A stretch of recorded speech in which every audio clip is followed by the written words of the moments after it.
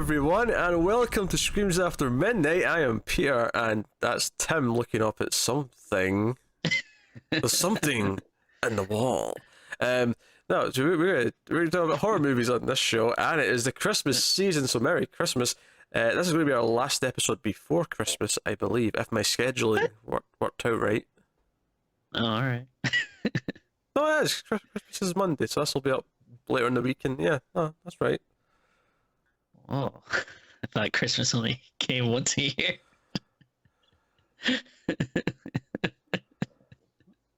I'm not sure what that joke is. It's from, was it The World Is Not Enough? Or Tomorrow Never Dies? No, it's World Is Not Enough. It's the one with Denise Richards who plays a character named Christmas. Yeah. That's what you were getting at. Okay.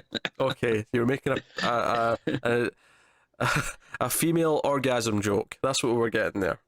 Okay. Yes. But as we all know, there's nothing funny about the orgasm. It's a beautiful, natural part of life. Anyway, this movie, Better Watch Out, we're talking about. It's another Christmas film, of course. That's why everything looks very Christmassy. This is actually a new film. This came out this year. It's a 2017 release. So we are talking about a contemporary Christmas film. Oh my. So we'll start spoiler free, as we always do.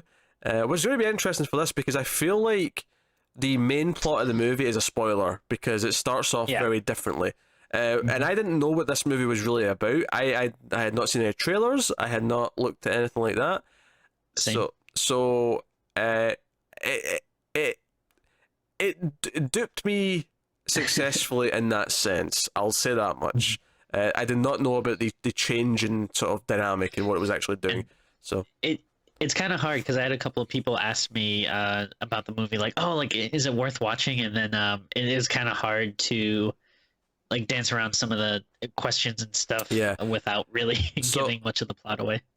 So I usually explain what the plot is, and I'll sort of give you the start of it, but I can't really say much of it, but in the spoiler-free section.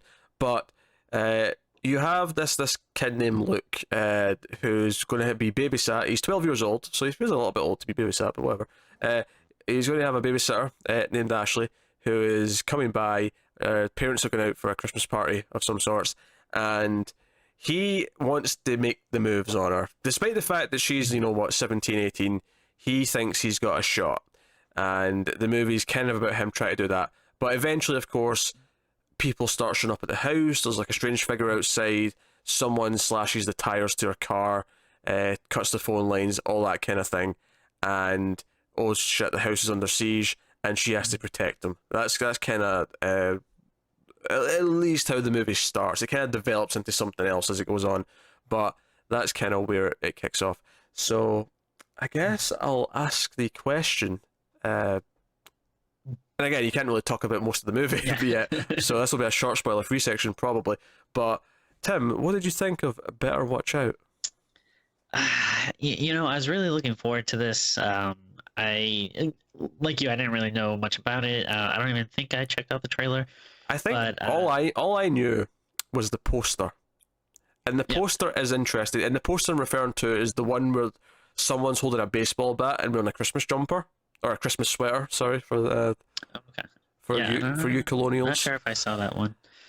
I think I saw the poster. That's kind of it's just the faces, that one's just a normal whatever, but the one I saw with the baseball bat was kind of like, oh, what's this movie?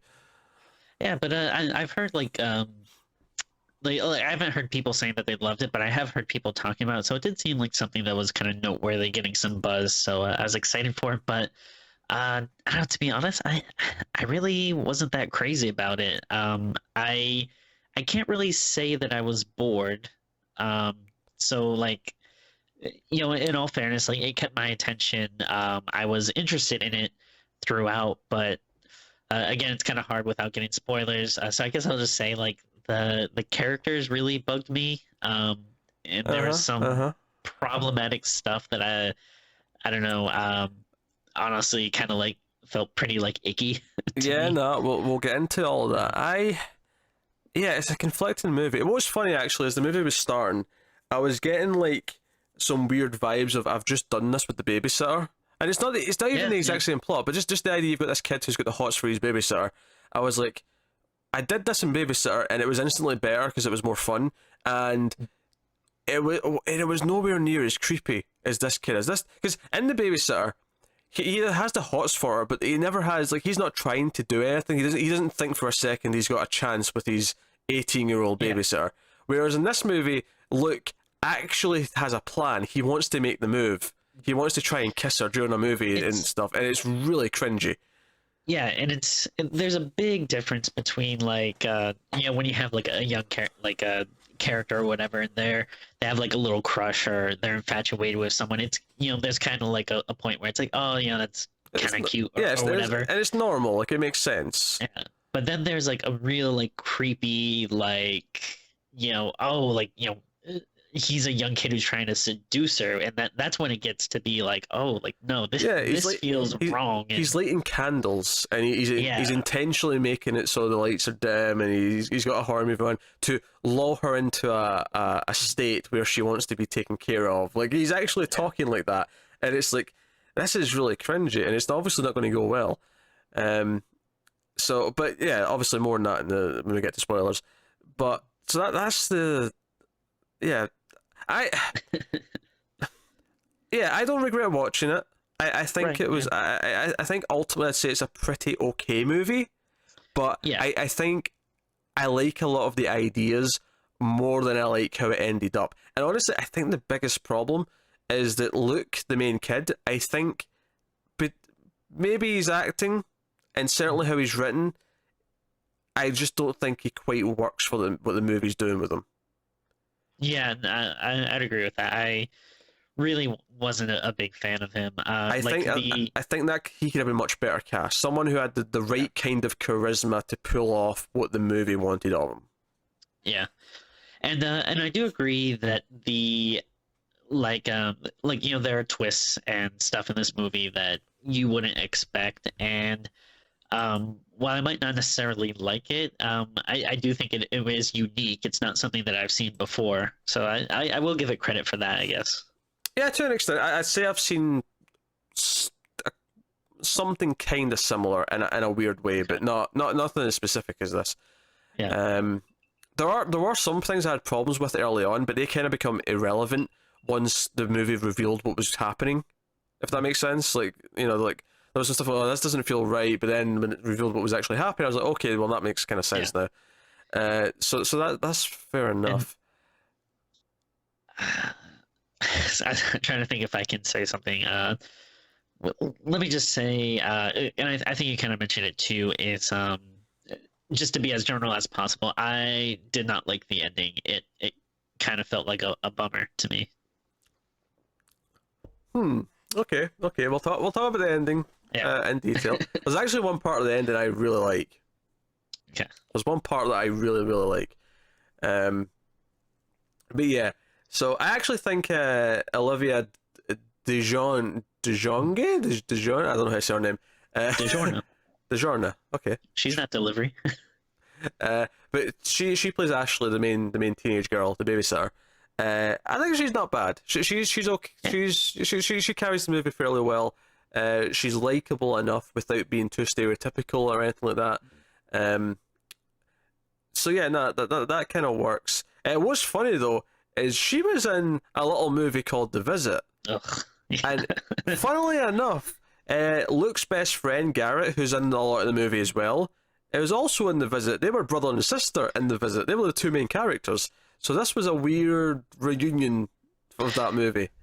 Yeah, I kept wondering if that was a coincidence or I don't know if they have the same agent or something. I don't know, but yeah, I didn't recognize her at first, but then I recognized the friend Garrett. And I was expecting him to drop a beat at any moment. Oh, that would I would have had to have turned it off. I was expecting him to start freestyling and just be rapping all over the place, like The Visit. Oh, oh God. I mean, I will say they were 100% less annoying in this movie than they were in The Visit for me. I couldn't stand them in The Visit. This actually liked, and I guess Garrett. I liked to a degree. Yeah, I mean, he's got one of those faces you just kind of want to punch. So he's inherently he's a little bit goofier in that sense. But he is kind of playing like the annoying best friend character, so he kind of gets away with it. Yeah. Also in the movie, Dacre Montgomery is one of the. He plays a character called Jeremy who shows up later. He's Ashley's ex-boyfriend. He of course was the Red Ranger in the New Power Rangers. You also may have seen him more recently on Stranger Things season 2 as the dickhead big brother of Max.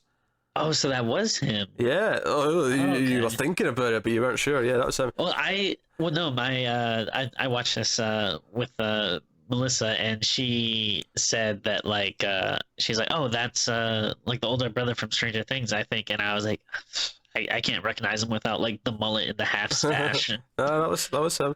Joe, I liked. He was a complete douchebag in this. He had like the backwards cap. He was trying to be like a sort of, he had the tracksuit on. He had like, he had this sort of person. I like that he was basically just the present day version of the douchebag that he played in the 80s in Stranger Things. It was just, if he was in this time period, he'd look like this. Yeah. That's what it felt like. But he must be the nicest guy in real life, because I feel like you can't play like douchebags that well unless you're actually like a sweetheart. Probably, yeah. And also, surprisingly, there's like pretty notable people for almost like every role in this, because like the parents are played by Patrick Warburton and Virginia Madsen, and they really don't have much of a like part in the movie at all. They're in they're in the scene where they're leaving. Yeah. Which it's fairly lengthy. They're explaining a lot of stuff. It's a long scene, but it's just that, and then coming back at the end. Like, that's all they're in. But whatever. But it seems like, oh, you don't really need to get like, not that they're super famous, but it's like, well, like anyone could have played that part. Yeah. So that's the thing. And honestly, I feel like there's a couple of dark humor bits that did work for me. I will say that. Even though other stuff did fall flat. But I think that's honestly as much as we can say in spoiler free. I feel like everything is spoiler territory now. Alright. Let's open up that big old spoiler present that says "Do not open till spoiler miss." And well, that was so forced, Tim. Just because I made a cheeky hint that this was the movie we're going to do next at the end of the last Christmas movie review. You're trying to reference the last one and this one, and I just felt forced. Let the record show that will go down in history as the best sentence ever spoken. I like how you're saying it with the best sentence ever spoken when you can barely say that sentence. There's something great about that, Timmy. So the first chunk of the movie is she's kind of on the phone a lot because her boyfriend, because she's moving away to college after Christmas. She's going to Pittsburgh. Hells yeah. I think that's what she was going. Yeah, dude. She's on the phone a lot to her boyfriend, who's upset she's leaving. So Little Luke's upset that she's not paying attention to him because he wants to again make the moves. They're watching horror movies together, and it's a fake horror. It's not a real one. It's clearly a fake thing they've shot just for the stupid thing on the screen. And they're talking, and and he keeps dropping these things, and this is really cringy. Like, actually watching this, like him thinking he's got a chance, is really uncomfortable to watch. And he gets drunk because he actually breaks open a bottle of champagne from his parents, and he starts drinking it. And at first she's like being responsive, "No, you can't drink that. Like, you're 12, goddammit." And she's grabbing the booze, but then she gets kind of upset and she takes a swig of it when she's pouring it out, and "Oh, I caught you." And she's like, "Okay, I won't tell if you want." And so she lets him drink from then on. So it's maybe slightly less cringy because at least she thinks, oh, he's just drunk, and that's why he's doing some of this extra stuff. But he actually goes in for a kiss, and she sort of has to push him away. And it's really cringy, but it's whatever. So the pizza arrives even though no one orders it, and he just kind of assumes, oh, maybe it was my dad that ordered it before he left. And there's a figure outside, and stuff like quickly escalates where there's like, something creepy outside, and there's other things going on, and the Garrett comes by, he scares them briefly, but he's like, "Oh, that was just a prank, ha ha ha," and he finds a brick that says written on it, "You leave, you die," and they try to like phone the police. They can't do that. Her mobile phone is in the tank, in the fish tank, and the landline's been cut, the internet's been turned off, like everything's not letting them. And then eventually it looks like Garrett's get killed because Garrett tries to run from the back entrance, and it looks like he gets shot. And then we have this sort of segment of Ashley and Luke hiding around the house, and there's a guy with a mask on with a shotgun sneaking around the house looking for them. And it's like, okay. And I was actually thinking at this point, a lot of these scary things that are building up to this weren't that effective. I feel like it's been very forced. It feels derivative of other things. And I'm like, I'm not feeling a lot of suspense. And I also feel like it's escalated too quickly. Like, we're already at the point where he's in the house. Like, I'm like 25 minutes into this 90-minute movie. What the hell's the rest of this movie if the guy's already in the house?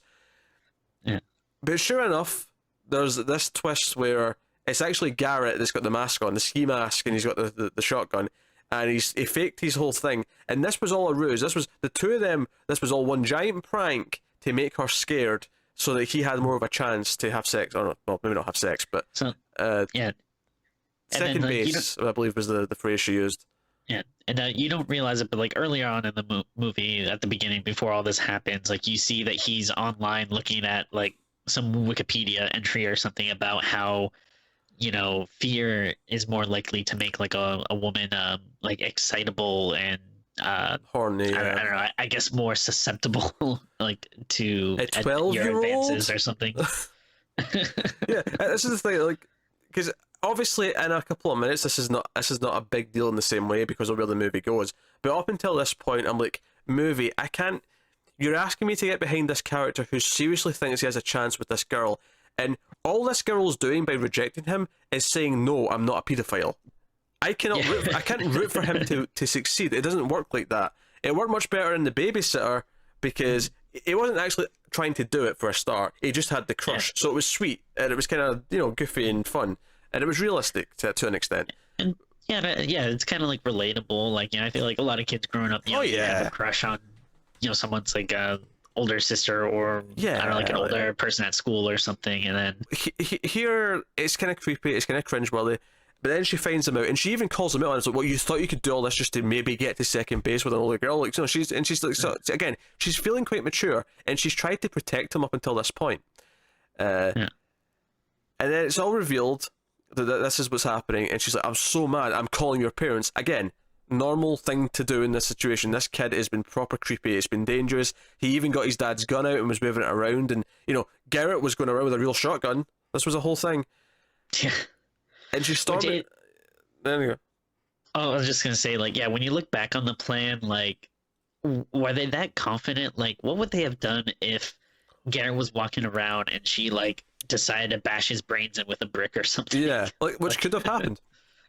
And she's storming away, and Luke runs up, and like he gets mad at her and hits her, like proper hits her in the face. Yeah. And she falls down the I actually thought she was dead for a minute. Like, I thought, because she goes down the stairs, and I thought she was dead. And Garrett's like freaking out. He's like, what the hell did you just do? And then we fade to black, and when we come up, she's like taped, duct taped to a chair with her legs and feet, and she's got duct tape over her mouth. And it becomes quite clear at this point that the movie is actually about this psychotic kid and whatever this night's going to end up being with what he's doing. And over the course of the movie, he gets more violent. He actually invites her boyfriend over just so he can torture him as well, and then eventually kill him, and then gets their ex-boyfriend over to kill him, and it just gets more deranged. Because this is the thing, for the first, 10-15 minutes of this, she's not scared. She doesn't think it's that serious. She's like, this is stupid. She's like, okay, this is serious. You're in a lot of trouble here. Don't do this. She's still appealing to him. It's like she thinks, oh, I can talk him out of this. Like, he's not this bad a kid. I can talk him out of this. He doesn't think he's a psychopath yet. And they're messing around, and they're playing truth or dare, and like they're saying different things, and then Garrett's like, oh, truth or dare to Luke, and he's like, oh, dare. He's like, I dare you to touch your boob. And she's like, no, please don't do that. And I'm like, okay, this is uncomfortable now. Like, where are we going with these 12-year-olds now? And now, it never goes further than this. It's worth mentioning, it never actually goes further than this, right? But this alone, where he's like touching her boob, and even the way he leans in first and he's like, do you have a preference? Right or left? And she's like, don't do this. She's pleading with him. I mean, A, she doesn't want to be, assaulted, but B, it's like, no, like right now you're still a fairly innocent kid. Don't go down this path. What are you doing with your life? Stop it. And Yeah. it's so cringeworthy and uncomfortable. And you feel like, oh, is this game going to keep going? Are you going to keep daring them to do more stuff? Like, how insane is this going to get? And other things come up that's kind of stop it, but it's really creepy. Yeah, it gets to be like kind of I don't know. I guess I mean like you say cringeworthy, but not in a like an entertaining horror movie Yeah, kind of way. it's Like tonally it doesn't, because I feel like the rest of the movie, because basically the movie is watching how crazy and fucked up this kid is, and then yeah, watching his insane plan to try and get away with it, and seeing if he can. Like it's kind of like a jovial, farcical horror movie in that sense, because you're kind of watching him try to get away with it, and it's a bit more fun, spirited. But this is like proper Creepsville. Now, don't get me wrong, if he's this psychotic to do everything he does in this movie, it makes sense he is this creepy. It oh makes yeah, sense he's a pervert, but like it feels like, what are we doing right now? It is legitimately uncomfortable. I'm so glad that after this scene it mostly stayed away from that. It made some comments later on, but there was never any actual like threat of assault again. yeah.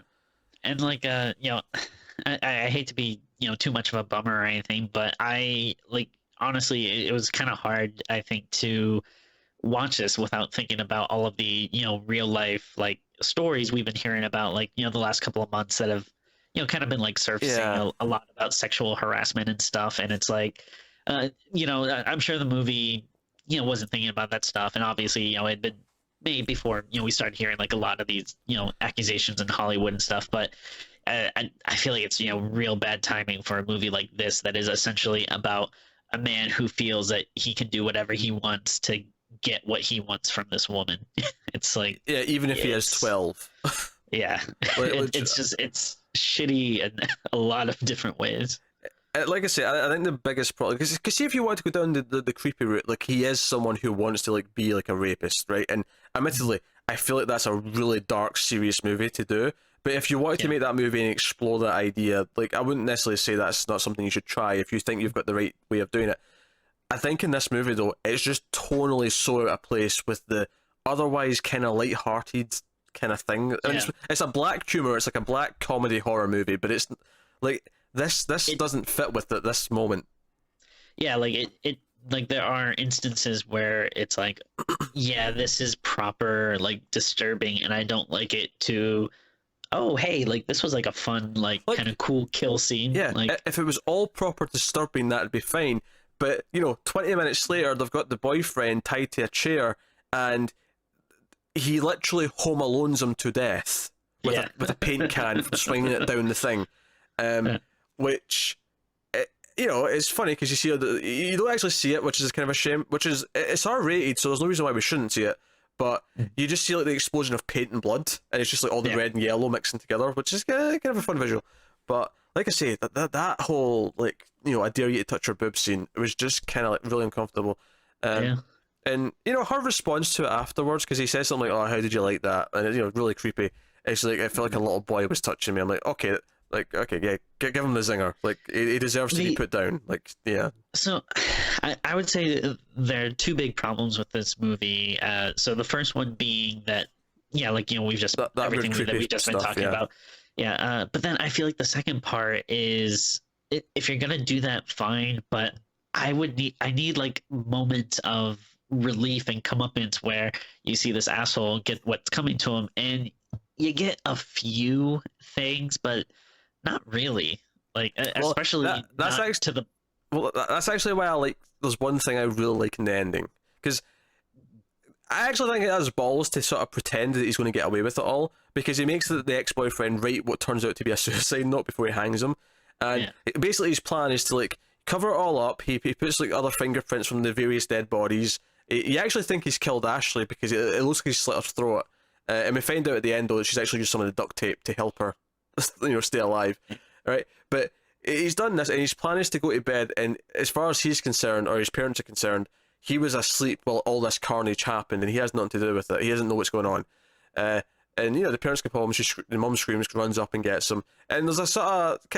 I actually did enjoy the fun, like, sort of montage of him cleaning everything up and setting all the frame job up. That's like a fun sequence on its own. Yeah, that was like kind of like a clever, like, oh wow, like it's interesting to see how he thought of all the stuff to get away with. Especially with the pencil thing, because his mother's been putting a pencil on the handle of his door to see if he's been sleepwalking, and he can't do that from the inside. So, and he's like, he's trying to, like, the parents are like driving into the driveway. He has to like go out the window from the other room and go in so that he can do it. And that was fun stuff. But the bit I really like about the ending, I like the moment because he thinks he's got away with it. The little shit thinks he's solved it all, and then you hear, no wait, there's someone's alive, and he looks out the window, and Ashley's getting put into the ambulance on the stretcher, and she's got the mask on, she's clearly really injured. And it calls back to earlier on in the movie, because earlier on in the movie when they think there's someone outside and it's just a prank, she gives the finger out to whoever it is. She just the hand just comes out of this from under the cover on the stretcher and just like, I'm alive. And see, I like that moment. That moment actually pays off for me, I think. I like that a lot. I mean, I kind of wish like we see him get a little bit more like, you can still have that ending, but maybe get him like beat up a little bit more or something earlier on. But did you see like the mid-credit scene though? I did, but I think that's just a joke to say he's going to try and kill her. Like that's how determined he is. I'm choosing to believe that no, the little shit gets what's coming to him. All right, yeah, I feel like I have to believe that. Because, you have to believe it. Otherwise, it's just way too much of a bummer. Because obviously Garrett, throughout the course of the movie, he's like, wait a minute, what are we doing here? This is crazy. And he goes along with it because he's his best friend. But eventually he tries to help Ashley and he just gets shot. Which is this is one of these moments where it's actually really dark compared to the otherwise sort of fun tone that it's going for. Because the way he shoots him is really sudden. And it's kind of that shock death scene, which again takes you out of the moment of like the. So I think the tones clash. I think there's some dark stuff that clashes with the otherwise just sort of black comedy feel to the whole thing. I think they're really trying hard to be like, American Psycho or something, but I just feel like it doesn't work with the the scared little 12-year-old boy versus like someone that you can see as like a proper psychotic or it just doesn't something like that, or like it also kind of remind me of like Funny Games a little bit in some ways, just kind of the tone that they were going for, but it just doesn't feel as like clever or I think as entertaining. I think the darker things that are supposed to be hard hitting just feel kind of disgusting because they clash with the tone of the rest of the movie. Whereas if it was going for a serious thing the whole time and it was going to be this exploration of a psychotic kid, and it was more like that, but it never really feels like it is. It feels like no, we're just here to have fun and see some awesome deaths. Like when he hangs the ex-boyfriend, when he puts the noose around him and then uses the little tractor to like pull him over the tree. That's a funny, goofy kill scene. It's not a serious scene. Yeah. So the tone's kind of all over the place, and it's a shame because I feel like if they kept more consistently fun, I think I'd had more fun with it, and I'd had a blast, and I'd probably rate it higher than I would. And if they'd kept it serious and it was a good serious movie where it really went into the psychotic nature of this kid and he's really like proper evil and all the rest of it, like that could also be very good. I could see either one working really, really well. As it is, it's kind of like, okay, there's ideas I like, there's scenes I like, I like the moment at the end, I like the clean up sort of stuff, I like the paint bucket thing's kind of funny, there's some stuff like I like when he's cleaning stuff up, he's sort of dancing as he's doing it, he thinks he's got away with it, like that's a fun little kind of thing. There's moments I like, there's ideas I like, but there's some stuff I really don't like, especially since it clashes with everything else. So that's kind of where I am. Yeah, I think I'm in a pretty similar boat, and again, it sucks because I, again, didn't know much coming into it, but it seemed like, oh, hey, this could be, like another like cool new fun Christmas horror movie. I forget if it was last year or the year before, but we had like Krampus and it was 2 years ago. Yeah. 2 years ago. Okay, so I always like when we get a new Christmas horror movie that I can always come back to, like next year. But yeah, this definitely isn't something I feel like I'm ever gonna want to Yeah. revisit. And that's the thing. It's not a terrible time. It's this, like I said, there's fun stuff in it. Like there's Yeah, elements to praise. There's elements to enjoy. It's just there's other stuff that unfortunately kind of drags it and down. like yeah, and it looks well. I didn't really think any of the acting, was bad. It, I didn't really. it looks well. I thought it was a funny way of phrasing it, but yeah. Well, like sometimes Yeah. we talk about how we'll watch a movie and it seems like the person doesn't know how to point a camera Oh or sure, something. yeah. It looks fine. I would Like say it doesn't stand out as great, but yeah, it looks fine. Yeah. right, like yeah, it's not like visually like spectacular, but it's also not like to the point where you don't like looking at it because it's so like poorly made. Like it's like a very competent movie. It just has some pretty unfortunate choices that make it not really a fun watch, which sucks because there are little sprinklings of fun Yeah, things in it. I think that, and I think the main kid Luke could have been better cast. I think Yeah, I don't quite buy him as the crazy get kid. I don't quite buy it. yeah, I can see that. Actually, here's another kind of weird complaint for this. It's not a big deal, but like I think it's worth mentioning. Um, I actually don't think that there's any reason why this is set at Christmas. You could literally set this movie any time of the year. Like the parents are going to a Christmas party. That could be any party. Yeah, There's nothing else about because I mean even something like Die Hard, the reason why the character's even visiting the wife is because it's Christmas. He's there to see his family. Like it's something as simple as that. Like this is why it's Christmas. This could be any time of the year. In fact, the fact that she's moving away for college, it would make more sense if this was the summer. yeah, actually, yeah, it's a good point. There really isn't any reason for it to be. No, it's basically just so they have the decorations up and they have some Christmas music playing. That's it. Like that's the whole thing. I mean, maybe. I mean, the only thing maybe I can see is if like, I don't know if the director and writer and stuff, if they like really wanted to hammer home that Home Alone like point to it, like if they're trying to purposefully make like the anti Home Alone or something. Where the I don't kid's know. the bad guy and it's all the adults who are screwed. Yeah, I can kind of see that. Or even just the idea that he's taking what he wants this Christmas or something. I don't know. Yeah, This yeah, Christmas, children are the villain or something. I don't know. yeah, something like that. I guess. But like I said, I had no idea it was going to be about an evil kid. Like I didn't know, I did not know that's what the movie was about when I watched it. I don't know. I was actually thinking, man, this is like a boring like the first like half hour. I was thinking, oh, this is just a sort of boring, more serious version of The Babysitter. What's going on? Yeah, yeah, no, it was, and yeah, to be honest, at first I was kind of like, okay, this is interesting. Like, let's see where this goes. And then, unfortunately, it went into places I wasn't too crazy about. But, uh, yeah, for at least for a little bit, I was kind of like, this is a little different. Oh, another funny moment. She actually does run away at one point, and she's actually running into like, the neighbor's place, and Yeah, she gets hit in the head with a brick. I did actually think that was kind of funny. That was a proper slapstick kind of moment.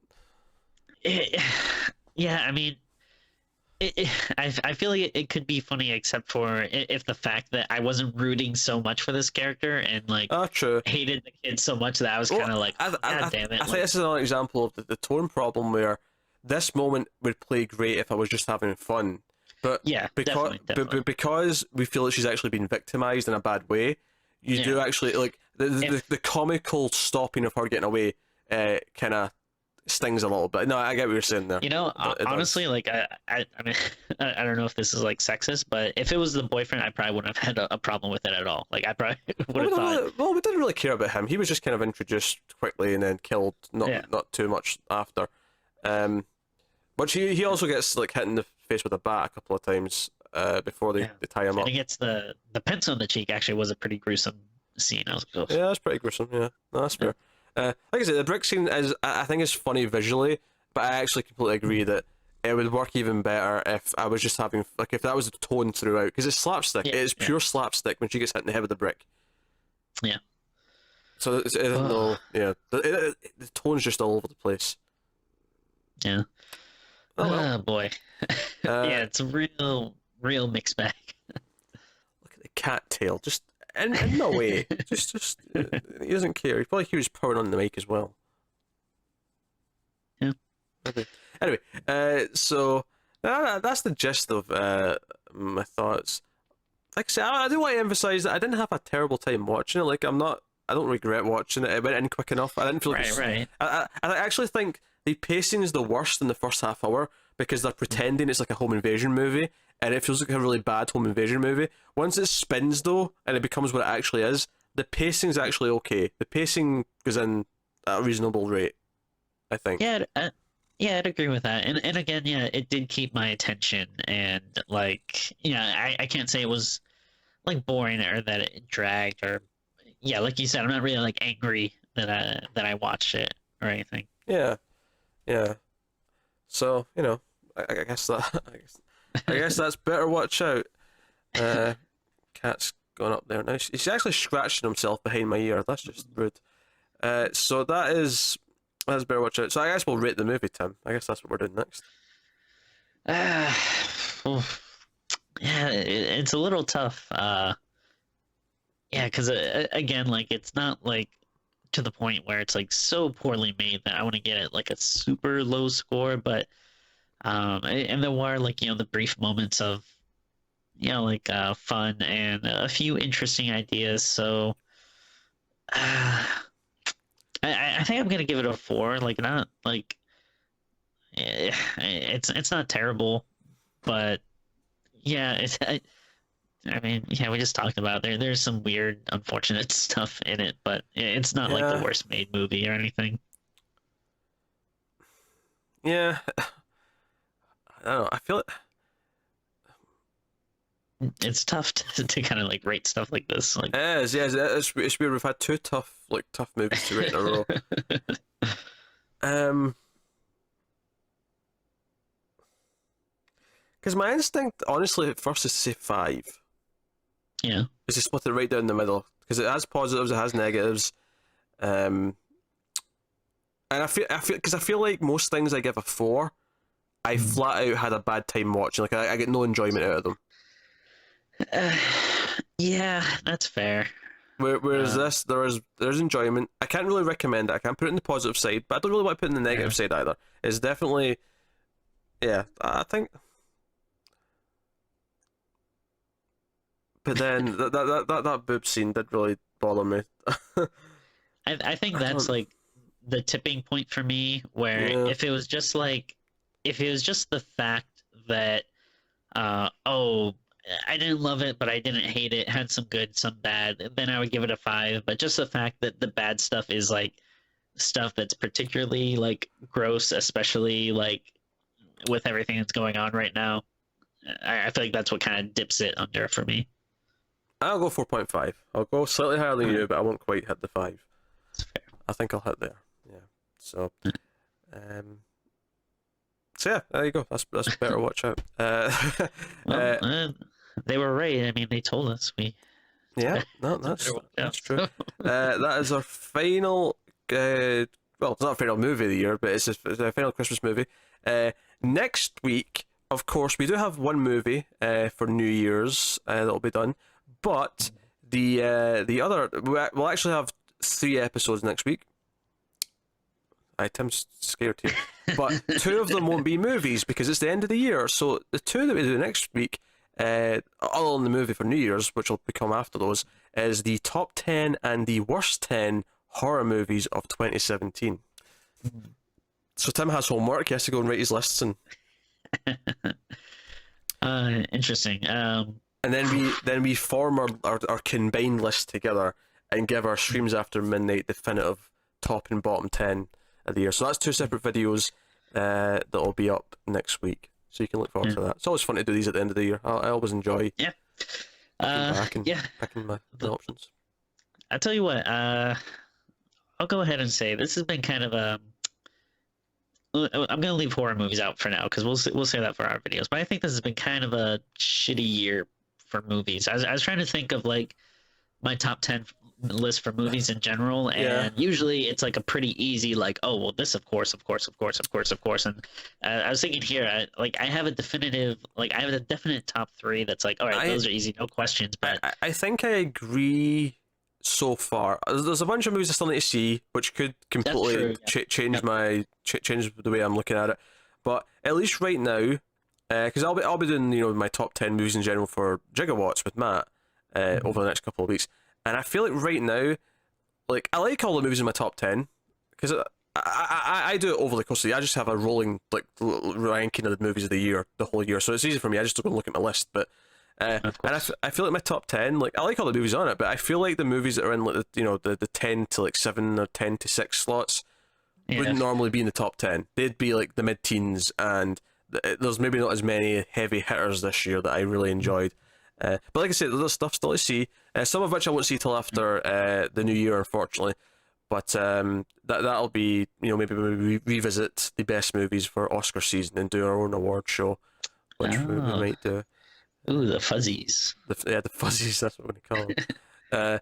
So that's so that's what's coming next week anyway. So you best and worst of the year. And I think something we did last year as well on the best of list is we also did like an extra little top 5 of all the movies we watched for the first time this year on streams that weren't new, that weren't 2017 movies. That were like, okay, so what were the 5 movies we watched that we've been meaning to see or we stumbled onto this year that we also liked a lot. So you can expect that as well. Tim's homework's adding up. He's looking at me. He's terrified. He's like, oh my god, what am I going to have to do between now and next week? So wait, was that top 5 for ones we did on the show, or just ones we watched throughout the year in general? Well, on the show. On the show, okay. On the show that weren't 2017 movies. Okay, gotcha. But that I think you hadn't seen before. I think that was implied as well. Jesus Christ. We're only going to have 5 movies to choose from. There's tons of stuff you watched for the first time this year, Timmy. I don't know about that. Stuff that was good. All right. Okay, maybe not ones maybe you can count rewatches then. I don't know. Yeah, well, I'll figure it out. That said, though, we did like 25 movies in October alone, Tim. I feel like some of those had to be new watches for you. Maybe. You've not seen everything before. God damn it. You don't know that. I know that just fine. But anyway, so that's coming next week. So hopefully look forward to that. And so we'll see you next week. So have a Merry Christmas and all that stuff. Hopefully you get some horror related Christmas presents and whatnot. But that is us. So if you want to support us, you can do that obviously all the normal ways by liking, subscribing, commenting, letting us know what you think of the movie.